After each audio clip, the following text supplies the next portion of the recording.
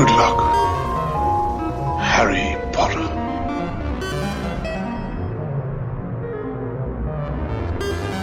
Well, cover me with eggs and flour and bake me for 40 minutes. Hello! Hello everyone and welcome to another episode of ScreenMasters with me, Bav. Me, Fluff. And in the immortal words of the Backstreet Boys, oh my god, we're back again. Jesus Christ. Can you believe it? We're Jesus still coming. Christ, Take the that look Backstreet off your Boys. face, mate. You know you love that line. Fucking Backstreet You know Boys. you love that. Backstreet Boys. Okay. Okay. So, leaving Backstreet Boys references to one side. Yep. Hello everyone. Joining us again for another episode, I see. That's very, very kind of you. We've been getting some feedback on previous episodes. We see we've sparked quite a debate with who's the best Rachel Dawes, be it Gyllenhaal, the correct answer, or Katie Holmes as my erstwhile friend. No, I'm not. Whatever. I'm not having this debate. Yeah, he lost the debate, that's why. I did not lose the debate. So yeah, if you want to get involved in the debate, please go and visit our brand new Facebook page, which you can find over at facebook.com/ScreenMasters. And there we will be posting, upcoming episodes, what we're going to be talking about, looking at your comments, replying, and various other things, I would imagine. I don't know. What do you do on social media? I don't even use social media in this day and age. We'll get there. Don't worry. We'll learn. We'll learn. So, we're going to have a little introductory chat as we normally do, as it's been a couple of weeks since myself and Fluff met up to discuss all things film and television.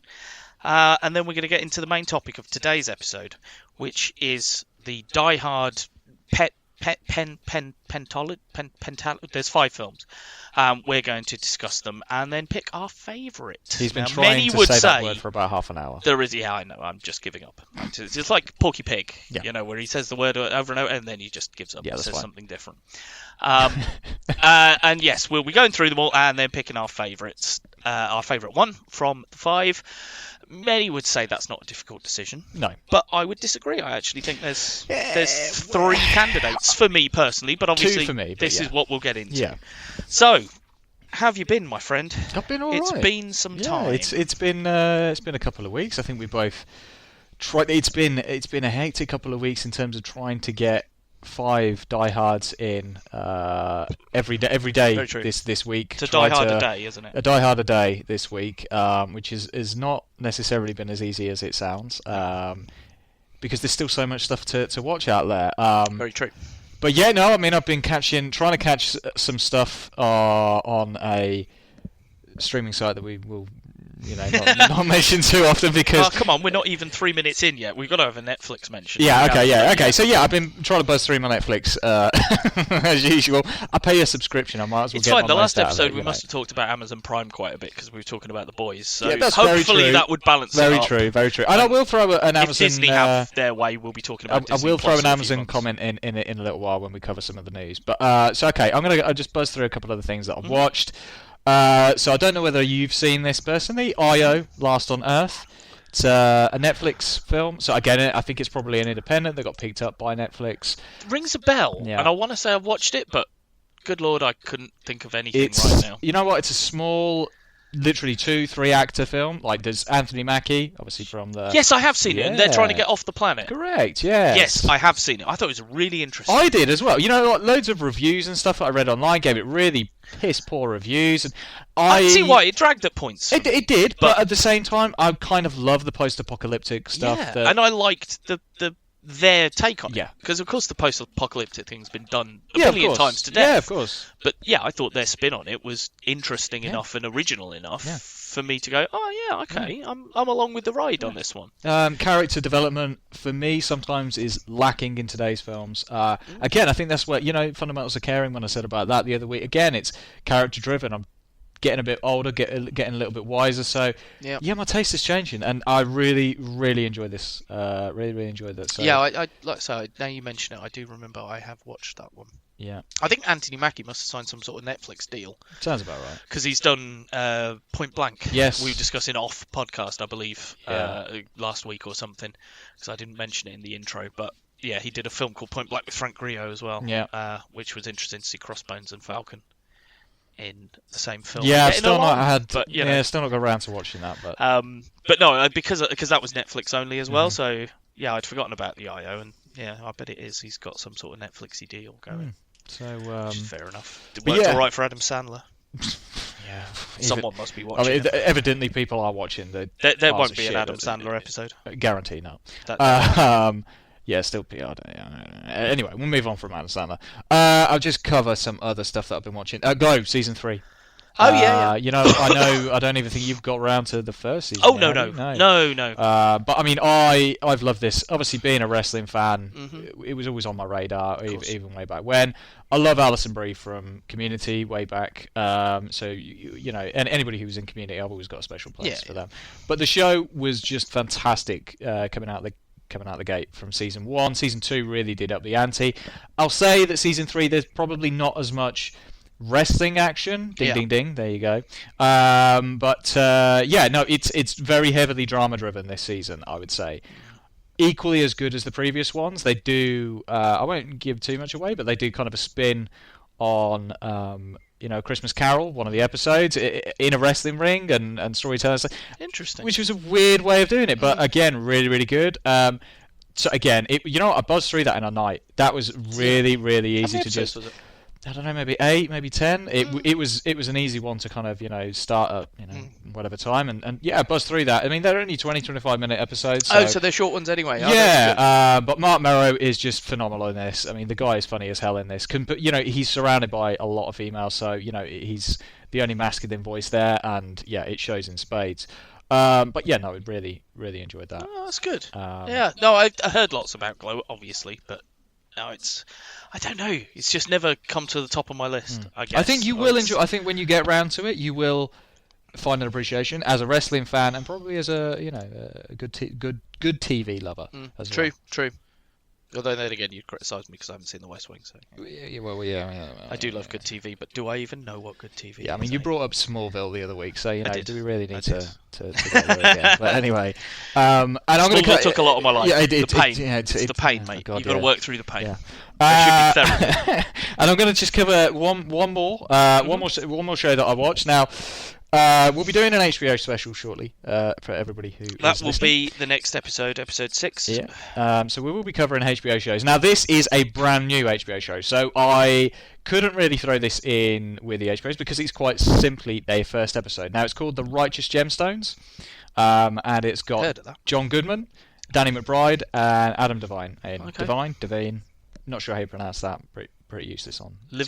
Devine. Okay. He's from Workaholics, and you'd recognise if you saw him, you'd recognise him from loads of stuff. Fair enough. So this is about a family of televangelists, and it's honestly hilarious. Absolutely, I love Danny McBride from loads of stuff. Eastbound and Down. I love that show. I thought it was hilarious. This is just a little gem, literally a gemstone.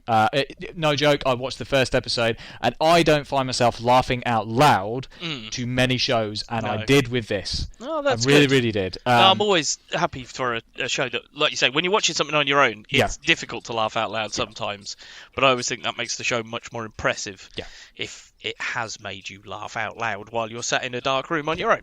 Yeah. Well, dark room, who says? So, for those of you who don't necessarily pick up all of these shows, you know what? Righteous Gemstones is a little gem, I would say. It really, really is. I think it will do quite well from what I've read. I think it's been the highest debuted HBO show in a good few years, which is always a good indication. So, I'm hoping for good stuff from the rest of the series. A dark comedy, which is my bread and butter, let's face it. So, that's been my watch list for the last week or so, really. How about yourself? Let me just look through my notes because I've got. Let's choose 3 then. I will name a TV show because I started watching a TV show this week on Netflix called Woo Assassins. Yep. Which is almost mentioned that martial arts doodah. Have you watched any of it or? I have got to the last 2 episodes. Okay, I'm still episodes. Like episode 4 or 5. Okay, I got to the last 2 episodes. It's interesting then because now you'll see. I feel there's a little bit of.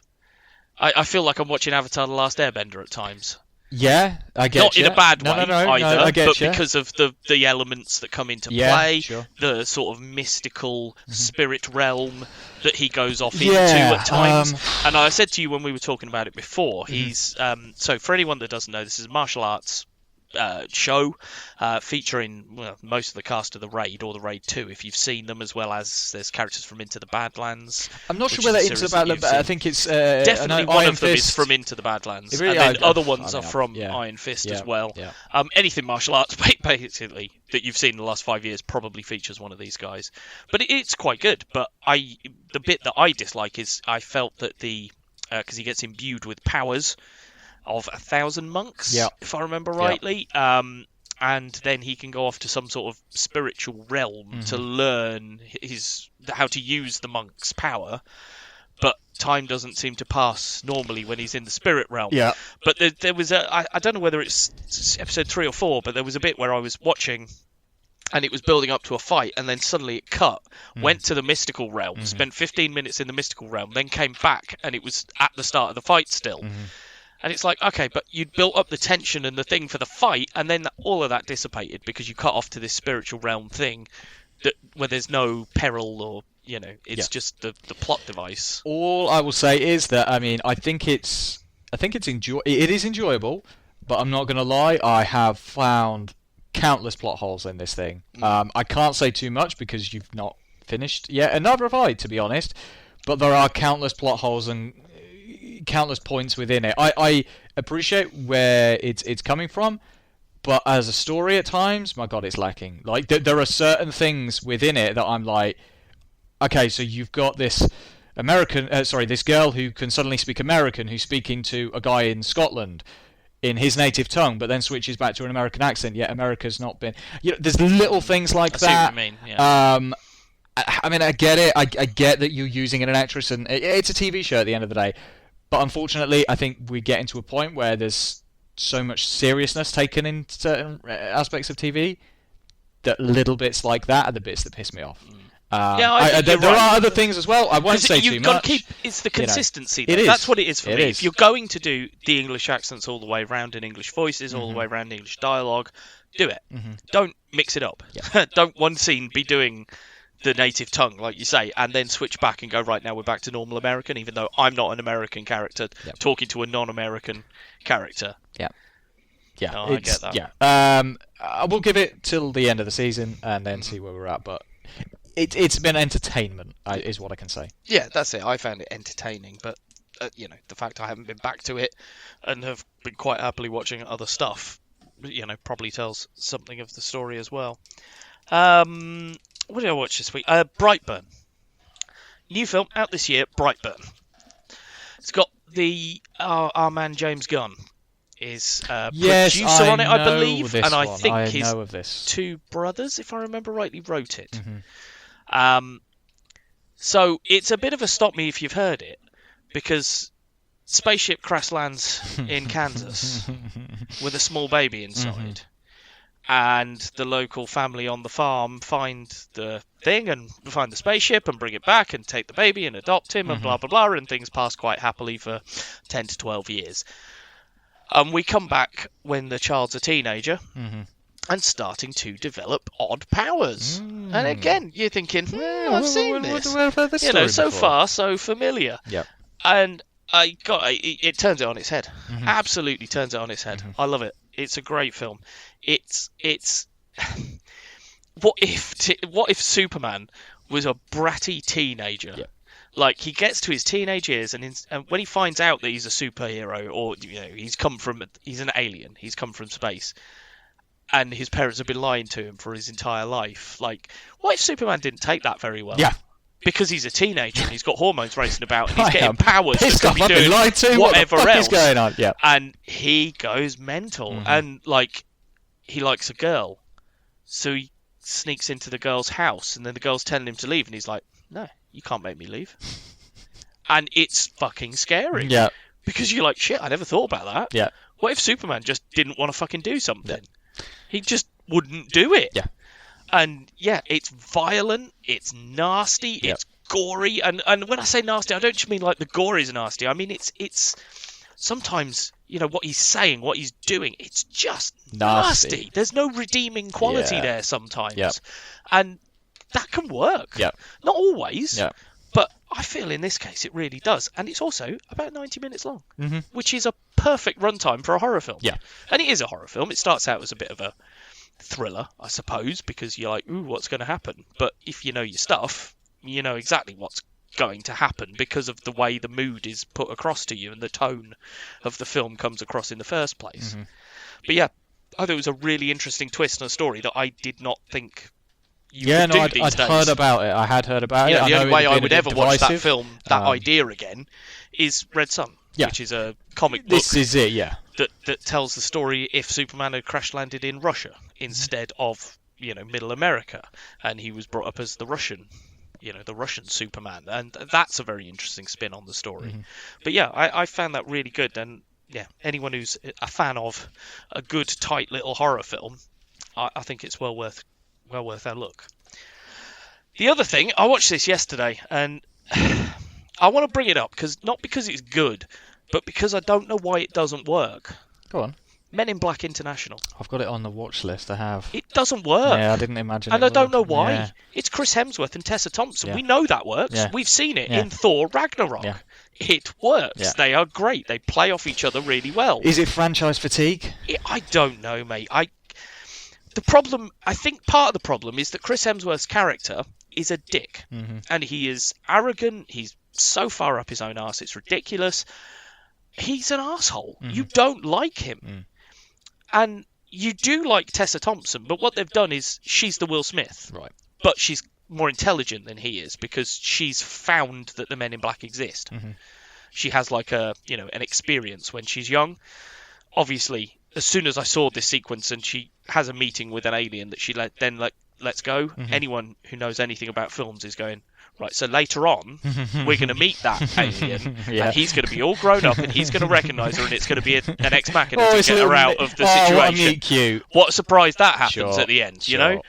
Oh, yes, the random words of alien gibberish I told you on the night that I met you mean I will kill anyone you want without asking any questions. Yeah. It's like, oh, isn't that convenient? That's exactly what she needs right now. Yeah.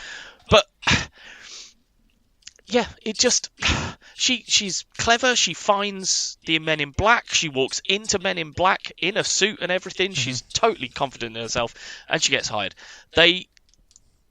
But it just Doesn't work. it just doesn't work, Yeah. and I don't know why. Because I wanted to like it all the way along. There's a really funny bit because Emma Thompson is now the head of Men in Black in America, the American branch. And she says, "Men in Black?" She's like, "Yeah, don't even get me started. I've had that with the marketing people and PR, and they're just telling me, just don't get me started on it." And I thought it was really funny. And then later on in the film, Chris Hemsworth is saying to someone, he's like, "We're the men and women in black," but he turns around to her and does like a big cheesy thumbs up as if to go, "Hey, I got your back." I'm inclusive. And it's like, Yeah. oh, come on, don't do that bit. Yeah. Just do the first line. No, it's. I want to say the other yeah. bit is the director, because it's directed by F. Gary Gray. Okay. And you may not know No, yeah. who he is. Yeah, I know. yeah. I went through his stuff because I know he did the Italian Job remake in 2003, Yeah. which wasn't a terrible film, but it's not great. It's not a great It's film. nothing.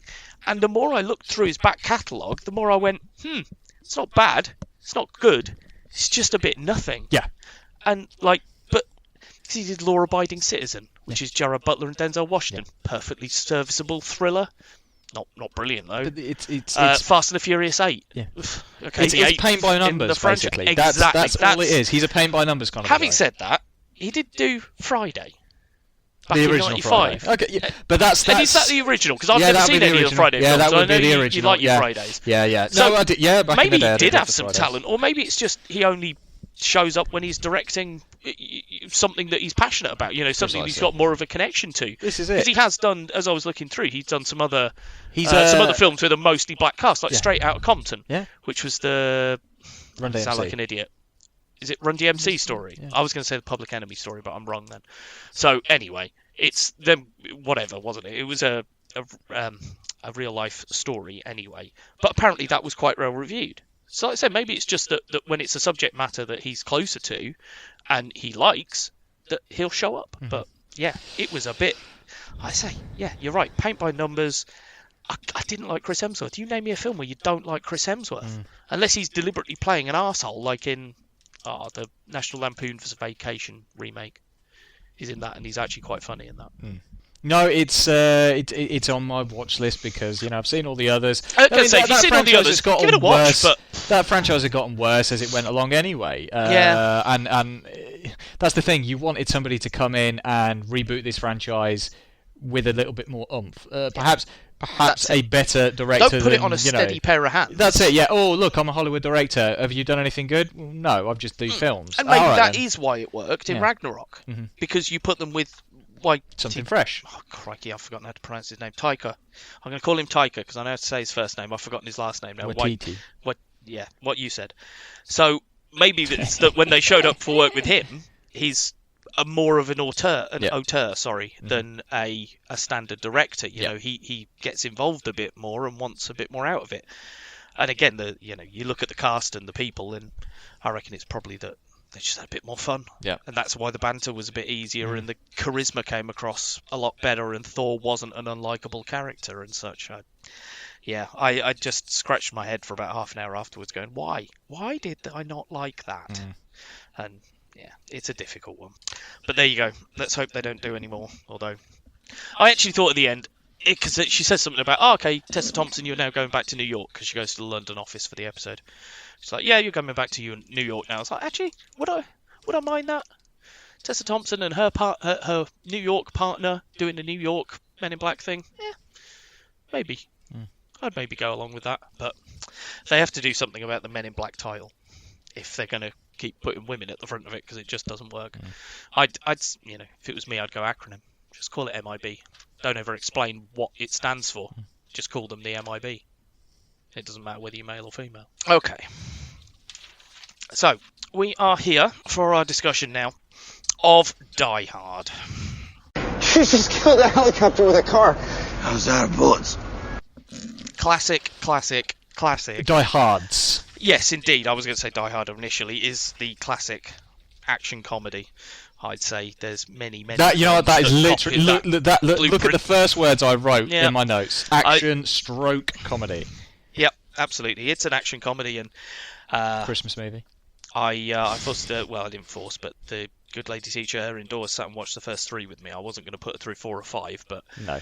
The first 3 I thought were worthwhile. And just like the first one, she was like, "Oh, I didn't expect it to be this funny." I was like, "Well, this is what it was. It was 90s action comedies. I know it was released in '88, but still, that genre sort of grew around this stage, and you got all your Lethal Weapons and those sort of things that came off it as well. But the initial one, I think, the first Die Hard, a lot of people would probably put at the top of the list. I think most probably people would. Yeah, it's on rewatch though. I mean, I hate speaking ill of Alan Rickman, but I did notice his accent's not great. Please, God, no, you're one of them, aren't you? You're one of them. No, don't kill me, please, no, please. Don't kill me, please. Whoa, relax. I'm not gonna hurt you.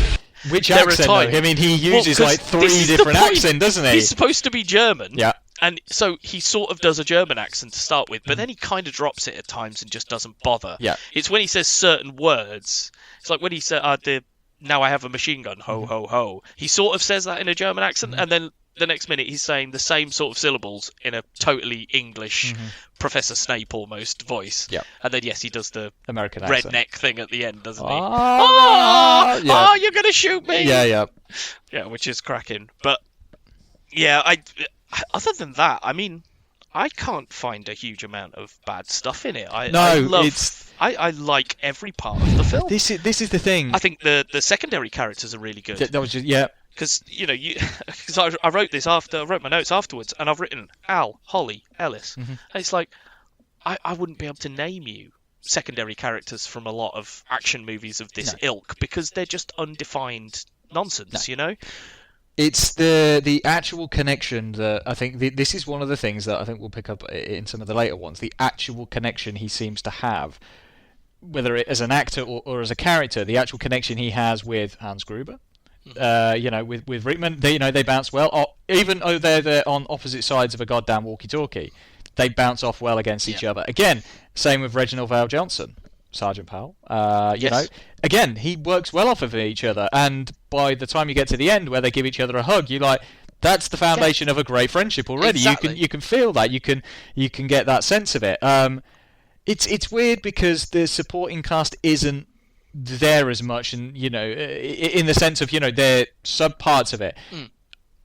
I think we'll get to some of the supporting cast a little bit later in a couple of the other ones. But for this one, it is very much driven as a John McClane film. You know, it's all him. Most of the, you know, the action. He has his little side, his man to play off, which is Al a lot of the time to sympathise with, and then he's got the banter with Alan Rickman's Hans Gruber as the bad guy. Yeah, I don't.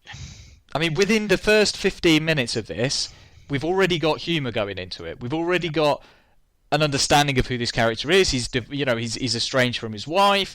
We've got, you know, with Rickman and all these guys coming in. Okay, we're clearly knowing that they're going to rob this place, and within the first 15 minutes, we've got half of the plot already nailed down. We know what's happening, where it's going.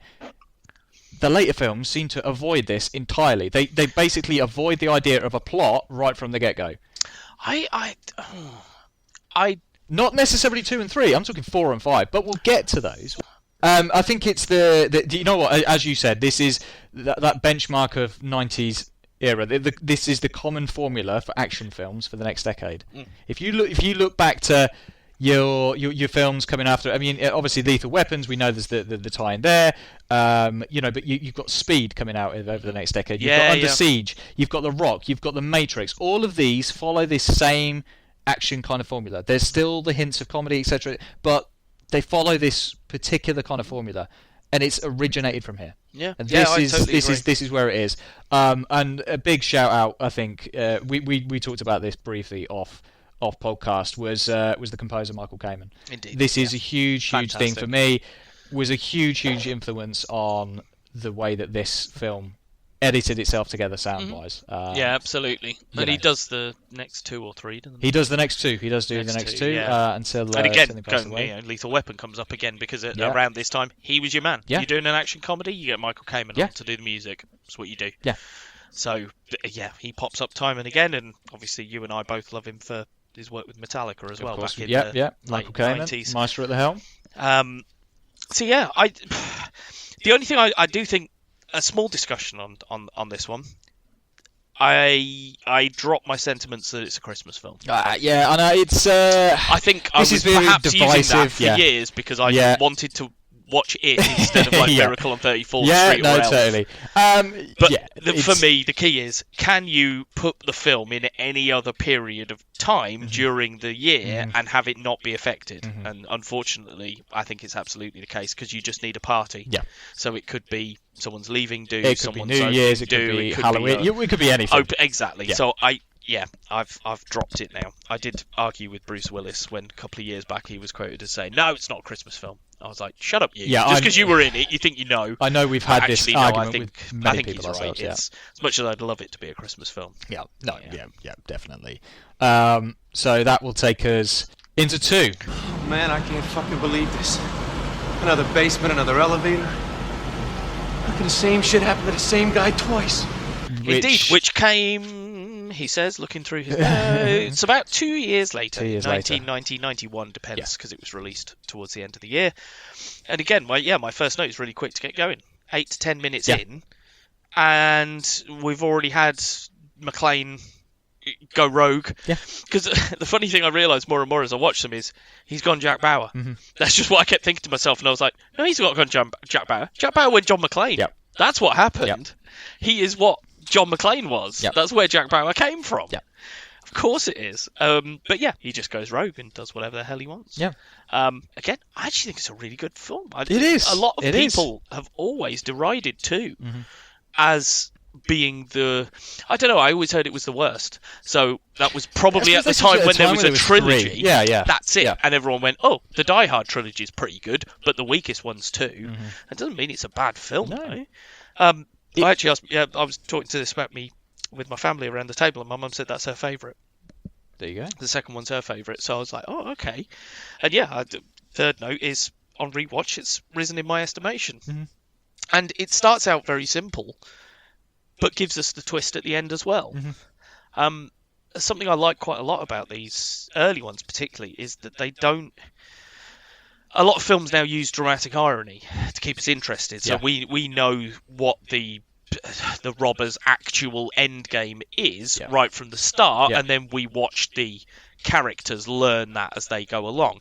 They don't really use that with particularly these first three. They leave us knowing as much as the central characters, and all right, maybe when we get to 3 we do see, because we see bits and pieces that they don't see, so we can put things together faster.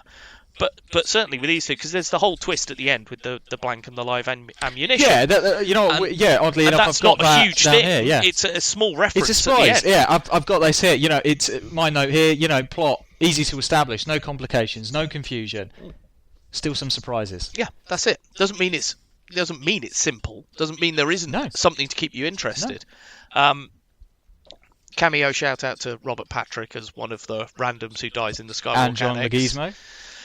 Which one's he? He's also Is one he of one the, of yeah, them? he's also one of the I randoms didn't as see well. Leguizamo in there. Yeah, I know Robert Patrick's in Yeah, OVS, but I didn't know he was one of them as well. Yeah, there's quite a few people. You kind of look at the back cast and go, "Oh my god, is that such and such?" And one of my faves is Windsor Air, the beautiful British stereotypes. Who have I got written down there? Who have I got? Good old Cole Meany. Cole Meany. Love a bit of Cole Meany. Who doesn't? Who isn't a Star Trek fan? Yeah, and doesn't love Cole Meany? It's crazy. Yeah. But I love the British stereotypeness of it as well. It's because it's Windsor Air. Well, we get you in the air, just like British Rail. We may not be fast, love, like British Rail, but we get there in the end. I'm like, oh, Jesus Christ. At the time, had you been on British Rail? Because British Rail was fucking atrocious way back then. Jesus Christ. Oh, hey. We're just like British Rail, love. We may be late, but we get you there. Don't worry. I'm not sure which was worse, whether it was worse back then or worse now. But, oh, yeah. Anyway, there you go for our international fans. Should there be any? There's a quick debrief on British Rail for you. So yeah, it's a good film. Yeah, it's a good film. It rose in my estimation.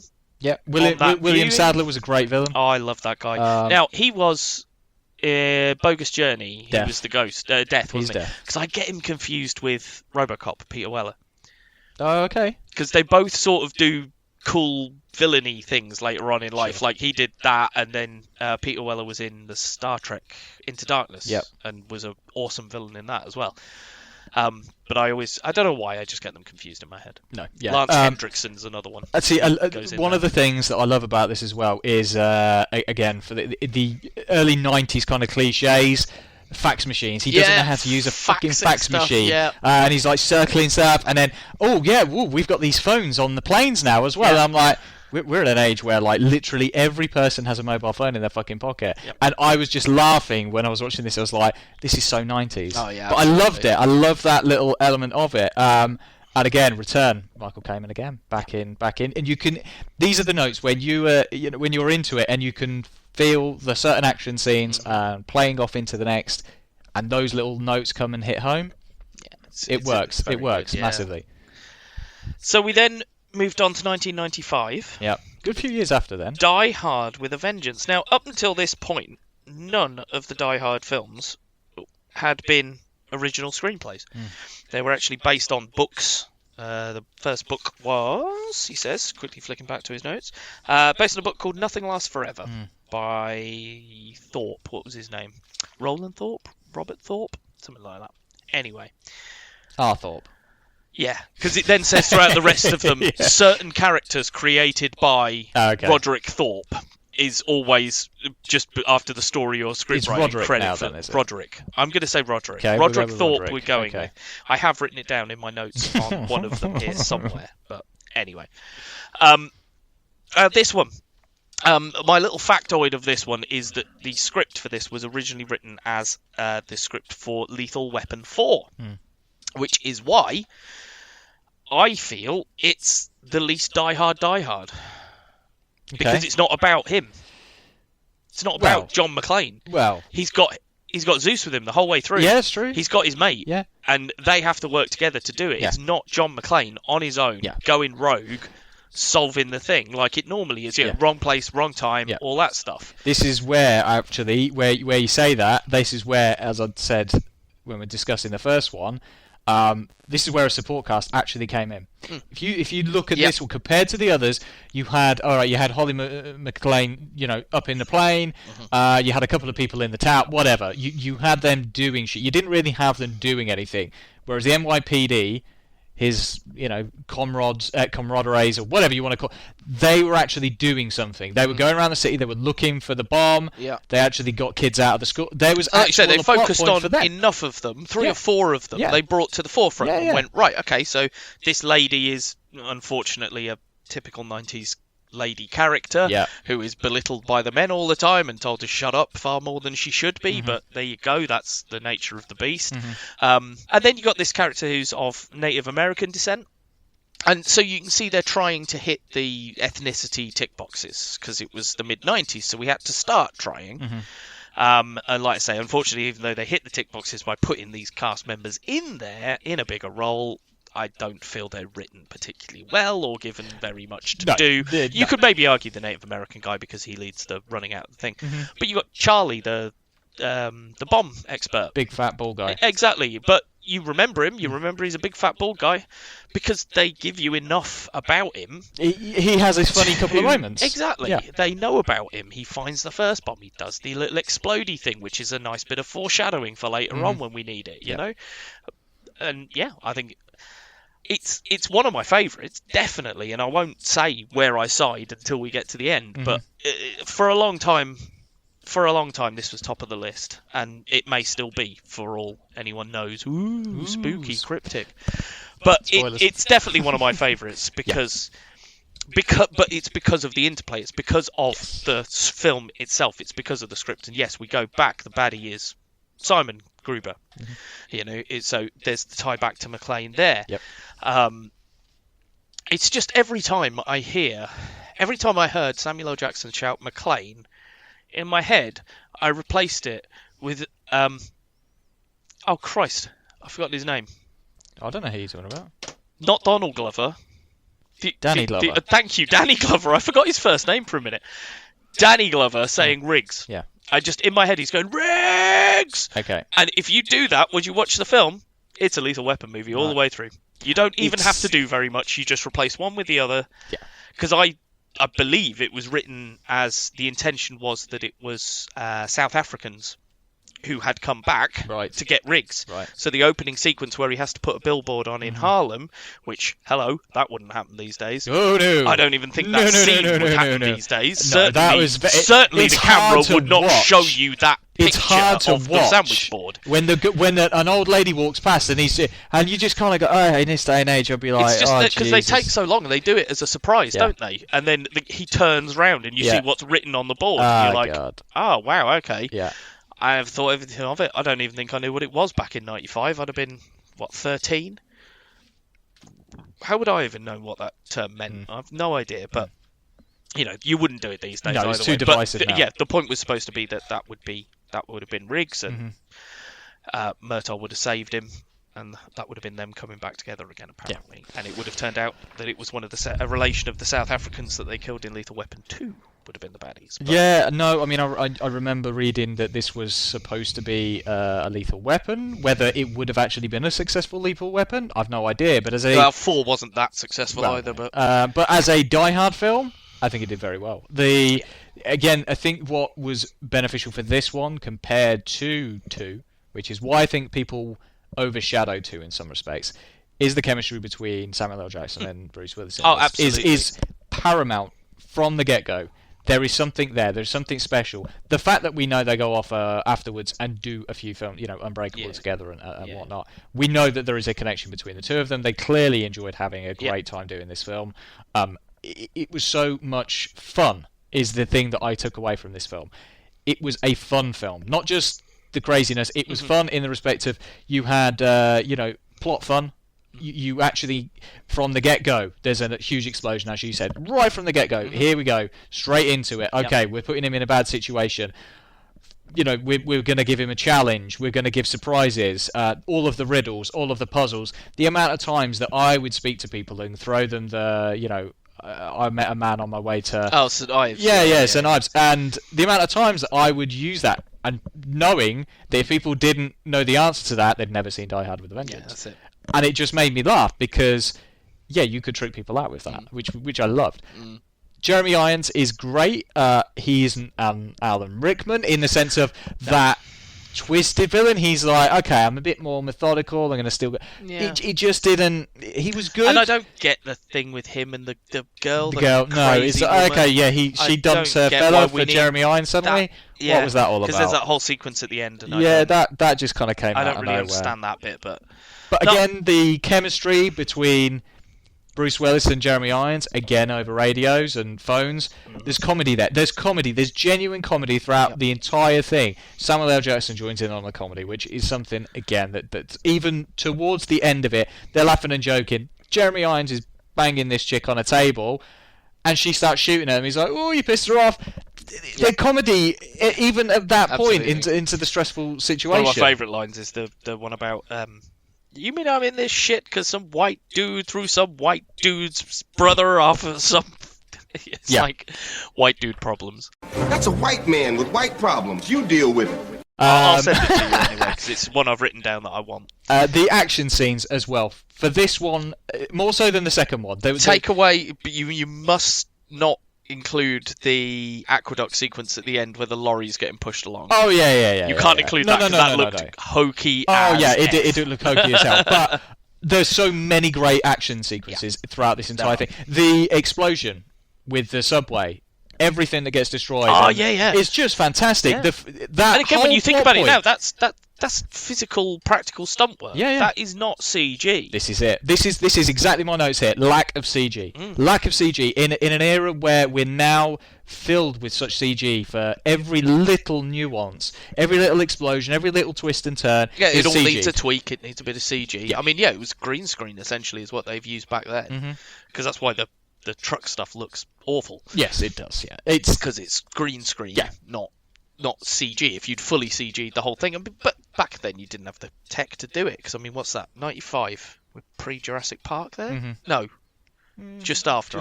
Yeah. Was it 93? But again, it would have been expensive. But again, it wouldn't have been fitting within the style of the film. But that's it. Again, it's a classic sequel. It's a classic sequel in the respect of you look at an original film and then you look at a sequel. This is one of those ones where you go, you know what? It's a good sequel. It's not a shitty sequel. It's a good sequel for me. And the second one obeyed standard sequel logic. Do everything again, but bigger. I read something the other day that Kevin Feige from... Feige? I don't know how to say it. Feige. Right, okay. I've always said Kevin Feige, but people seem to say Feige these days. I don't know. Anyway, the head of Marvel, or the mastermind behind a lot of Marvel, an article the other day saying that he... talking about where he learned to do... I think it was...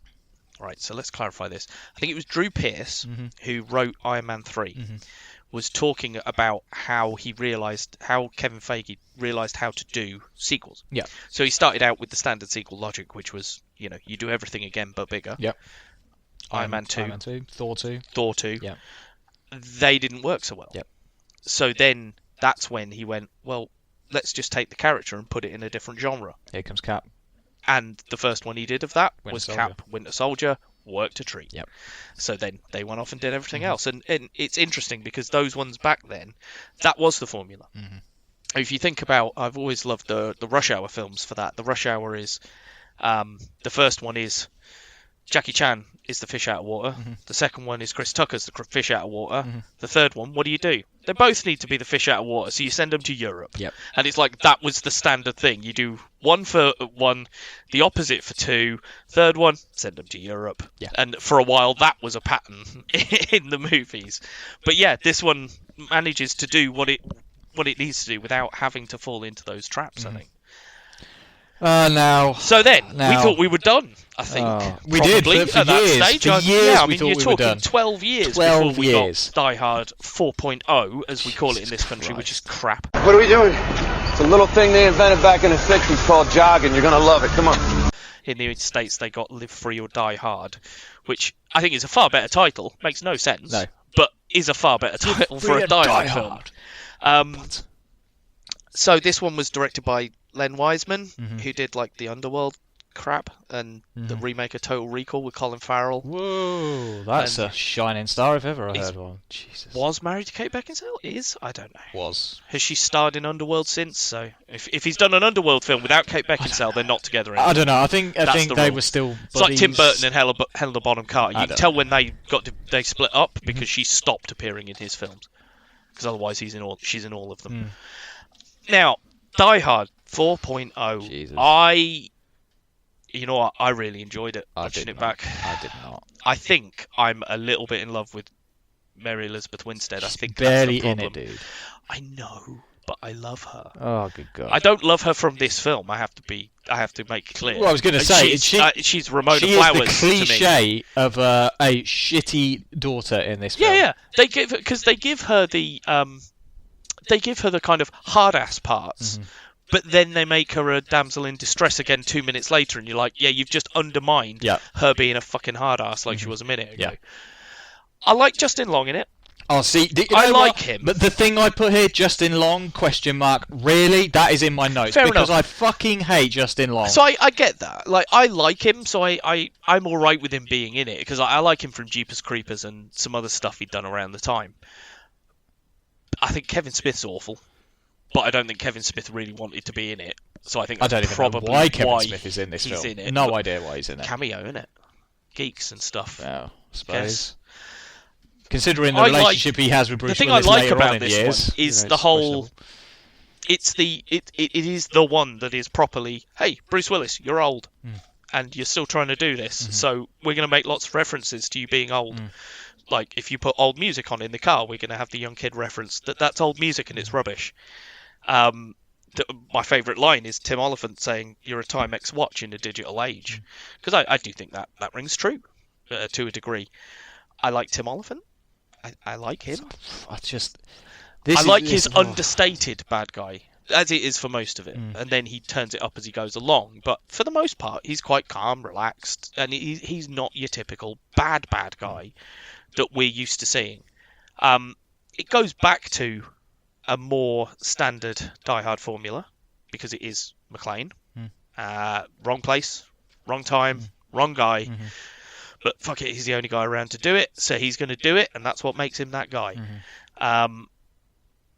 So, I don't know. I really I like the stunts in it as well. Again, there is some touches and there is some visual stuff, and good God, the last sequence, the last set piece, because I think this is where the film falls over, is that it's essentially 4 set pieces strung together by some bits of dialogue and driving in between, basically. That's what you're here for, is 4 set pieces.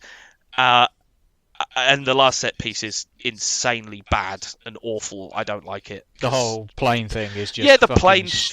thing. I mean, let's not talk about the fact that plane doesn't exist. And we've never had that in Die Hard before. It's always been real world. Don't make up a plane just so it can hover. This isn't True Lies. There is a plane that was made that can hover. You know what it's called? It's called a Harrier jump jet. True Lies, and at times I was looking at it, I was like, didn't they kind of do this shit in True Lies? But again, True Lies used a Harrier fucking jump jet because they knew that was the plane that exists that can hover. They didn't make up an F-35. But did you notice that the thing he's going up, the motorway, because he just is turning for ages on that truck, going up and up and up as he's doing it. It's an impossible structure. It doesn't. It couldn't exist because it goes on for far too long.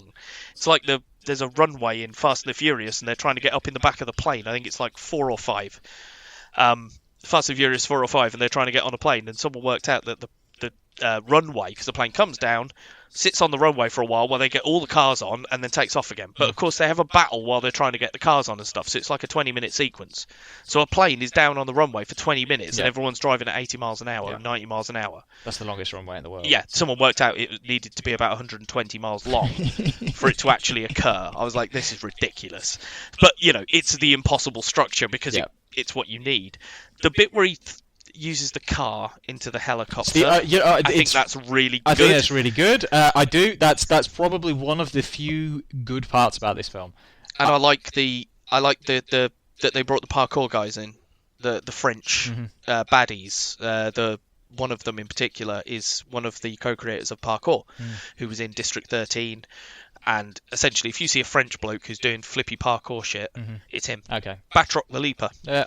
in Captain America Winter Yeah. Soldier, same guy. Oh, okay. And Okay. he's the main French dude that he fights in this. Right. And I like some of that, because some of that, when he first fights him, he gets knocked to the side. He's like, what the hell, is the circus in town? Yeah. Because he's never seen anything like this. Yeah. He's used to bar fight, sort of Just street fighting. Fisticuffs. Yeah. So when he's doing all the parkour nonsense and flipping around pipes and stuff and kicking him in the face, I found that quite amusing. And again, it's another one of them doing, hey, you're out of touch. You're in the wrong place. You shouldn't be here. But as much as I like it, I am aware that I am oddly biased. And because you like Mary Elizabeth Winstead. Yeah, and because I like some of the other characters in it. And I'm like, I know it's not a good film. Yeah. I know, don't get me wrong.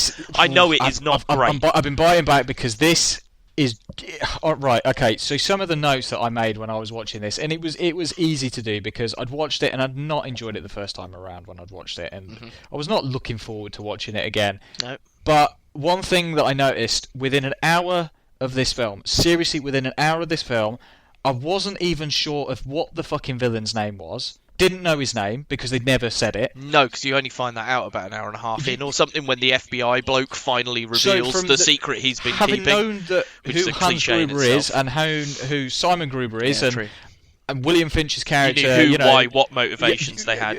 Didn't know what his name was. Didn't know his actual intentions. What the actual plot of the film was, aside from I'm trying to kill a bunch of hackers. Oh, and a fire sale. Do a fire sale. Which is what the hell's a fire sale? I don't know. I mean, they do explain it, but it's like, but what? Yeah.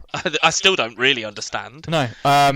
Because it's like, we take off all the computer stuff, but then some of it we have to go on site for. So it's like, so it wouldn't work then. No, it wouldn't. It wouldn't work in this way because they've got plenty of time to go and sort this out. The villain for me was, the villains, were just shit and forgettable. They will not go down as one of the best kind of die-hard villains. Just wouldn't. I don't think he'll go down as the best, but I do like some of Tim Oliphant's playoff with Bruce Willis, it's, particularly after he's killed his girlfriend.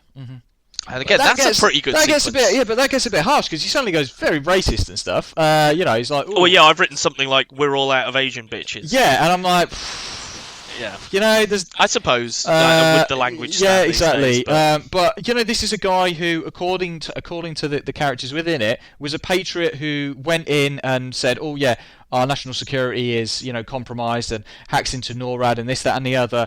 And this is a guy who ends up crippling the country, completely destroying all power and services to the entire country. God knows how many people, civilians, have been hurt, injured, stranded, need medical attention, blah, blah, blah. And he does it to try and steal some money. What kind of a fucking patriot has suddenly gone from, I want to protect our nation, to... What they say is that he's given up, don't they? That's their point, is that he's just decided, well, you're not going to listen to me, so essentially I'm going to throw my toys out of the pram. Yeah, it was like, that's take just, some money. Just shit. The tone just seemed off all over the place for me. I agree with this. This is the worst one for where the humour's too much sometimes. It was just off. Because you have big sequences of total comic relief, and then suddenly you're thrown into the middle of another action set piece where there's supposed to be real stakes and you're supposed to be concerned about people. Yeah. And you're just like, but I've just sat through a big comedy sequence with Kevin Smith where they're talking about Boba Fett. Yeah. And he's like, no, I'm more of a Star Wars guy myself. Yeah. Bruce like, Willis looks bored at times. He genuinely looks bored, and to me it looks like a couple of one-liners is kind of what he gets through this film, and then it's like, payday. Well, they try and do that, don't they? Because the bit with the Die Hard films is there's always a bit where he's on his own doing something, and he's sort of reminiscing moaning about how he got here. So he's like climbing through the air vents. He's like, "Oh yeah, come out to the coast. We'll get together. We'll have where a few he's driving that car, laughs." Going for the helicopter. He does that. Exactly. He does that little bit. So they try to bring it in. Yeah. It just does never hit the mark for me. No. And again, chemistry. You've gone from having utter chemistry with someone like Samuel L. Jackson to him sitting in a car with Justin fucking Long. And you know the funny thing, I watched this one on DVD because I got the DVDs for the first 4. So I actually went to try and watch the special features because I wanted to know how much of the stunt work was, what the visual effects stuff was like. No bonus features like that. But there is a gag reel. Of all things you'd expect, there's a gag reel. Now, it doesn't entirely surprise me, because when this film was released in the cinema, it was the first one that was a 12, or 12A as it probably was back then, which is why in the, I don't know what cut you watch, but the cut I've got is the 15 cut. So in the 12A, he doesn't actually finish the classic line. He says, "Yippee-ki-yay, mother, bang," and pulls the trigger on the gun. So you don't ever hear the end of the line, because he's not allowed to say the edible expletive in that film, because it's a 12A. But that was a bad idea. Yeah. Don't make Die Hard a 12A, for fuck's sake. But they were obviously so concerned that there wasn't the audience for it, they went for the 12A certificate to bring it back in. And unfortunately, it somehow inspired, in 2013, A Good Day to Die Hard. Jesus Christ. Which I do like as a title, but again, makes crap all sense, really. I mean, the first things I noted on this, and no joke, the first things, and you can see it at the top of my page, even worse than 4. How the hell have you gone from 4 to even worse? And that is saying a lot. There is literally no humour in this fucking thing. They try. A couple of times they try with Jai Courtney and Bruce Willis. I mean, my big downside for this is clearly they went, right, so 4 we've introduced his daughter, so let's do 5 about his son. Yeah. Why not? Yeah. It's also the first one that was a totally original screenplay. What does that tell you? Because Die Hard 4.0 was based on an article, if I remember right, or a book of some description.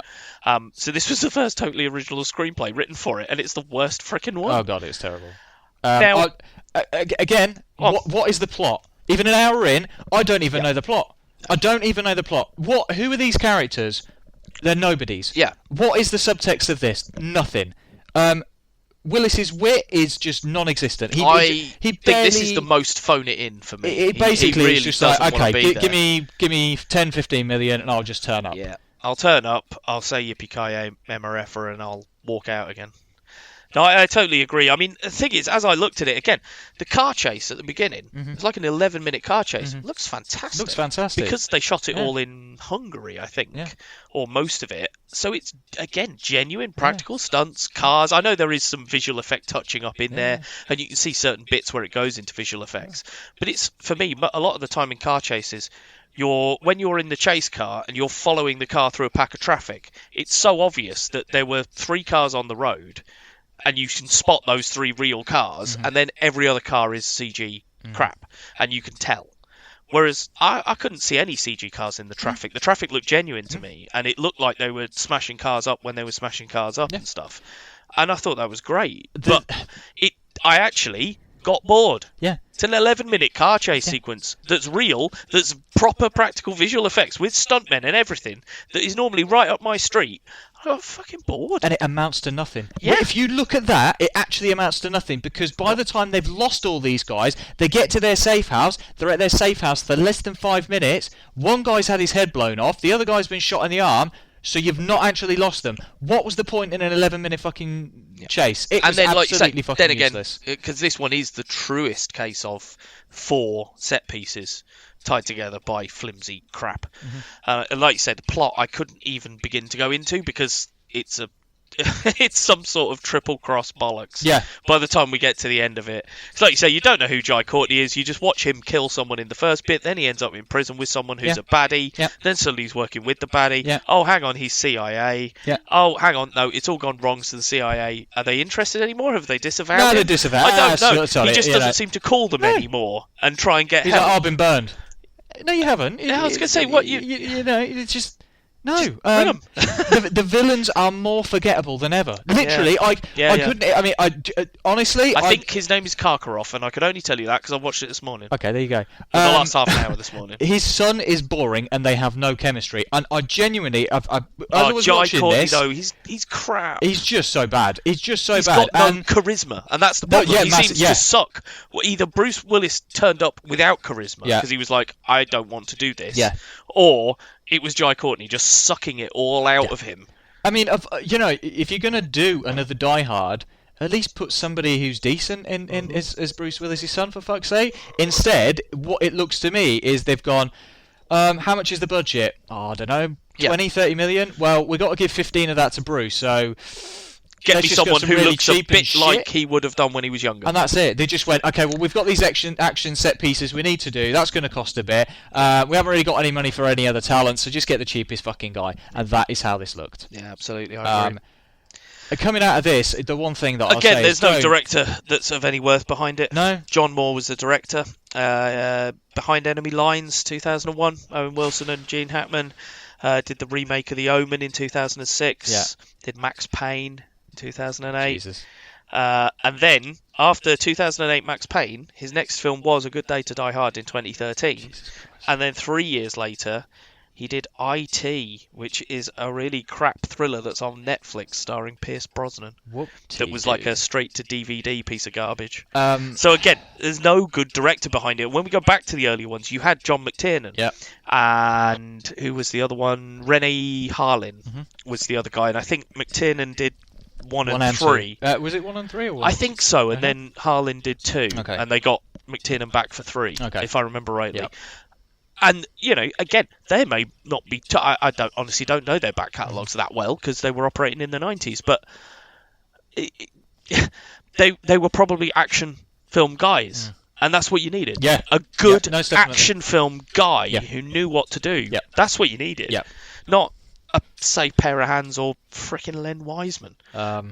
The only thing at this point, I mean, I've read that, you know, Bruce Willis has said he'd be willing to return for a fourth to, you know, do his retirement kind of thing. I mean, Stop. I don't want to see a Die Hard 6. If you're going to do anything... If you're going to do it properly, for redemption of the previous 2 pieces of shit, tidy up some of the plots, like actually giving some meaning. It's Hans Gruber's love child or Simon Gruber's love child. I don't care at this point. Even the guy, you know what, I went watching the second one, and this is the bit that makes me laugh, because this is the fucking film person in me. In the second one, remember when the army unit turns up and then you've got the radio guys out, oh yeah, the other guy called in sick, he's got appendicitis. You know, you've got one guy that was actually going to join this team. Where is he? He's still out in the wild, who was actually going to betray his country and all that. True. You could always use True. him. Whether you bring back Holly McClane, she was, alright, granted, there for 1 and 2, a little bit of a plot point for 3. Bring her back into the fold. Maybe there's I don't know. I would never want to see a 6, but if you're going to do it, fucking do it properly. You see, I'd go the other way, because they did do, back in... Let's see if I wrote it down in my notes. When it was actually written. In 2009, 2010, they did a Year 1 comic.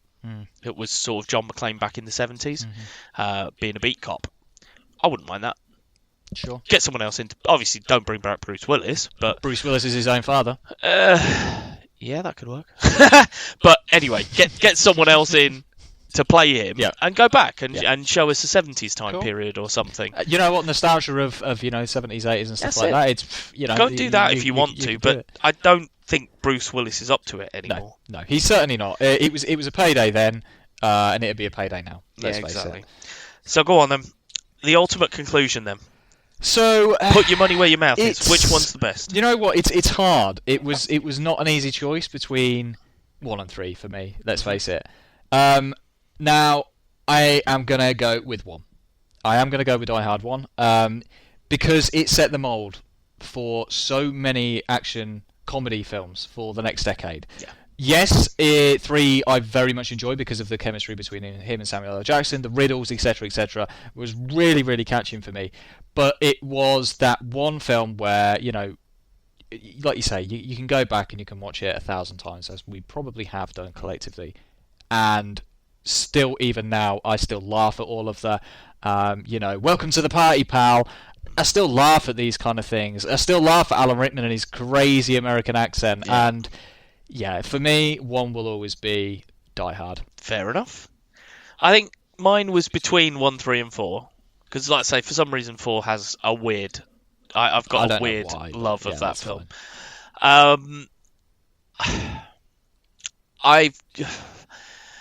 Best Die Hard film is 1. Best film in the series of 5 we're discussing is 3. I think, personally. If you sat me down and said, which one of these 5 films would you want to watch, I would pick 3 every time, because I think it's the most entertaining. However, I don't think it is a traditional Die Hard film, because he has a compatriot. He has someone to help him solve it, because it's not just someone to play off, because he has that in everything, just to do the one-liners and the quips off. He has someone to help him solve the problem in this one, and that's what he doesn't normally have. So that's why I don't feel it's a Die Hard. I mean, I suppose by the same token, you could say the fifth one isn't a Die Hard, because his son's there solving the problem most of the time, and he's just going, "Hey, I'm on vacation. I'm not doing anything." So yeah, I'd agree. I'd say one is the best Die Hard film, but I would rather watch 3 out of any of them. Sure, I can agree with that. Yeah. So there we go, guys. It's we're a little bit over time, but don't worry. I'm sure we'll rein it back in. But Yeah, that's what we say that thought. every time. What do you guys think? You can email us, as always, on screenmasters@bitebackmedia.co.uk. That's screenmasters@bitebackmedia.co.uk. And I shall remind you again for the next couple of weeks, the bite is spelt like a computer bite, not a food bite. And as you're hearing this, as I said earlier, the Facebook page should be live. So that should be facebook.com//ScreenMasters. Feel free to go on there, leave us your comments, tell us what you like, what you don't like, what do you think, what's your favourite film. We are interested to hear about anything. But for today, that will do us. So, I'm Bav. I am Fluff. And we have been the Screenmasters. Yippee-ki-yay, motherfucker.